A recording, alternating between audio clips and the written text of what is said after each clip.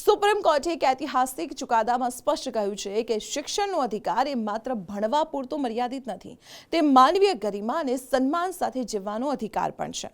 માસિક ધર્મ દરમિયાન સ્વચ્છતા અને સુવિધાના અભાવે ઘણી દીકરીઓ શાળાઓ છોડી દે છે. જસ્ટિસ પારદીવાલાએ કહ્યું છે કે આ સુવિધાનો અભાવ એ દીકરીઓની પ્રાઇવસી અને સમાનતાના અધિકારનું ઉલ્લંઘન છે. હવેથી દેશની તમામ સરકારી અને ખાનગી શાળાઓમાં, પછી તે ગ્રામીણ હોય કે શહેરી, દીકરીઓ માટે અલગ શૌચાલય, સાબુ પાણીની સુવિધા અને મફત ઓક્સો બાયોડિગ્રેડેબલ સેનેટરી નેપકિન્સ આપવા ફરજિયાત છે. એટલું જ નહીં, શાળાઓમાં માસિક ધર્મ સ્વાસ્થ્ય વ્યવસ્થાપન કોર્નર, વધારાના યુનિફોર્મ અને જાગૃતતા તાલીમ આપવાના પણ કડક આદેશ આપ્યા છે. હવે કોઈ પણ દીકરીએ શરમાવાની કે શિક્ષણથી વંચિત રહેવાની કોઈ જરૂર નથી. સુપ્રીમ કોર્ટે દેશની દરેક દીકરીને આશ્વાસન આપ્યું છે કે શિક્ષણથી વંચિત રહેવું એ તારી ભૂલ નથી. આ વ્યવસ્થા પૂરી પાડવી એ સરકાર અને તંત્રની જવાબદારી છે.